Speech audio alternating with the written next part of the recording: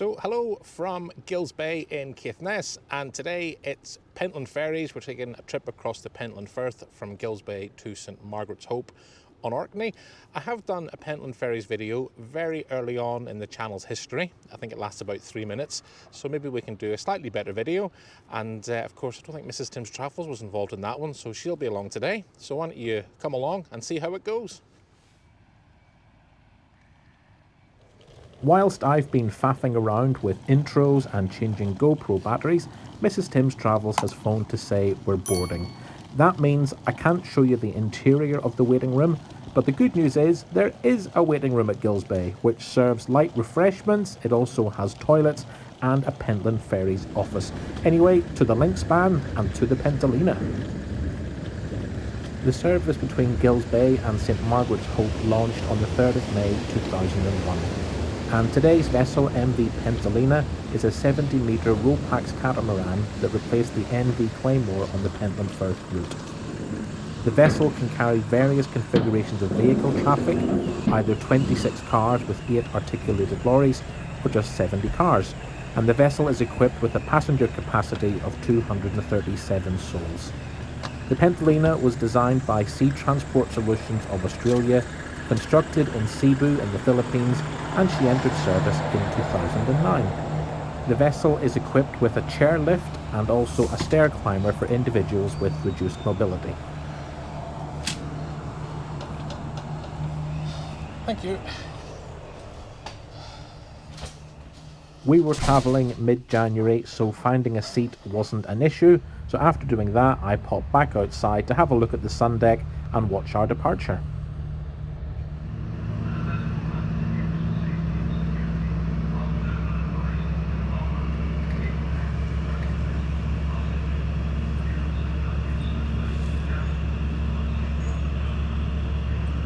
We departed the berth on time at 13:30, and as we picked up speed, the soundtrack from the car deck began.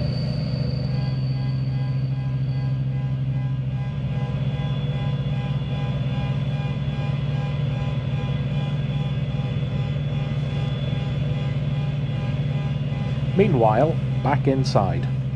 So, Mrs. Tim's Travels, we're on a ferry. How does that make you feel? Queasy. Queasy. So what have you got to help deal with queasiness? A cup of tea. And? I may have a roll. You may have a roll. And I have gone for soap. I have gone for soup. It smells lovely. It does. I don't know what type of soup it is, but I'm going to find out. It smells good. And it came to the grand total of £12.40. It's alright. I think that's pretty good. As long as it stays down, because this is quite chunky. It's not bad. It's quite chunky. I like it. Well, the soup is absolutely delicious. I think it's pea soup, pea and onion. I haven't detected any ham yet, so I think it's just pea, but it is very good. How's the burger? Yeah, it's fine, thank you. Just fine? It's fine. Okay. Back outside and looking westward, you can see the most northerly point in the UK mainland, Dunnet Head, and then panning north we catch a glimpse of the island of Hoy. To the east is the uninhabited island of Stroma. From a peak of 375 people in 1901, the population fell to just 12 by 1961, with the last islanders leaving at the end of 1962. Stroma's final abandonment came in 1997 when the lighthouse keepers and their families departed. The name Stroma comes from an Old Norse word meaning island in the stream, and due to its proximity to the Scottish mainland, it's always been united with Caithness. An old story tells that possession of the island was once disputed between the Earls of Orkney and the Earls of Caithness, and to resolve the dispute, they relied on a legend that venomous animals would thrive in Caithness but die in Orkney. Some venomous snakes were imported to Stroma and survived, proving that the island belonged to Caithness and not Orkney. Next on our journey we spot the Stroma Lighthouse. It was established in 1896 and was engineered by David and Charles Stevenson. Located off the northernmost point of Stroma is the Swilkie. According to the Northern Lighthouse Board, it's the most dangerous whirlpool in the Pentland Firth, caused by the meeting of 4 or 5 contrary tides. According to Icelandic legend, the Swilky is the place where the salt which maintains the saltiness of the oceans is ground in a giant quern.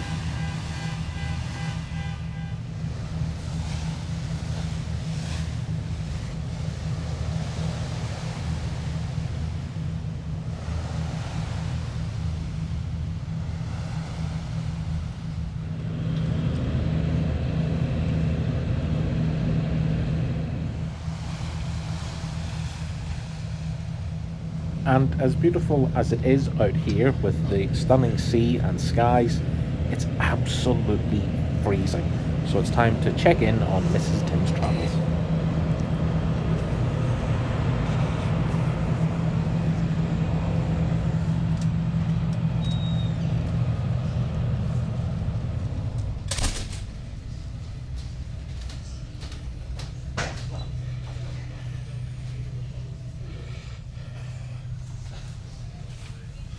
All right. Surviving.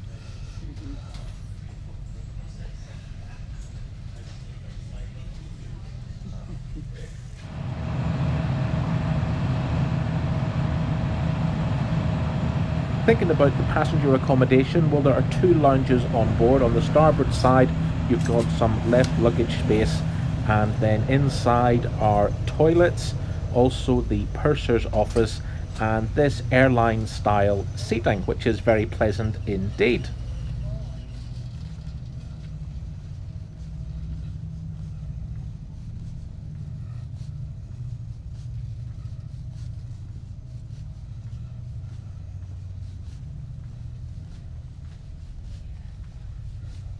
And from there it's through to some crew accommodation, and along this passageway you've got the cafe and shop. Also a menu, just reminding me that today's soup was in fact green split pea.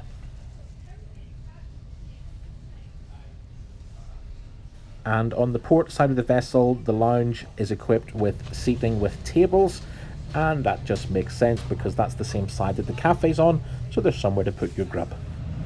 The journey with Pentland Ferries takes just about an hour, and we're now entering the southern end of Scapa Flow and our approach to St Margaret's Hope. So let's talk money. Well, for an adult single, this fare cost £22. We were travelling in January, so it was very quiet, but perhaps, as you can imagine, this service gets very busy. If you're planning to take a car or a motorhome, I would highly recommend booking well in advance. Northlink ferries also operate across the Pentland Firth, and that will be featuring on the channel in a few weeks. Pentland Ferries offer a passenger loyalty scheme for their regular customers. You can collect a card either from the terminals or on board ship from the purser. So you simply bring your card to the purser's office for stamping. After 9 single trips, you'll get the 10th trip free. The card is valid for 5 months and is for passenger travel only. Thank you so much for watching this video, and you can get our thoughts on the Pentland Ferries experience in a minute or two.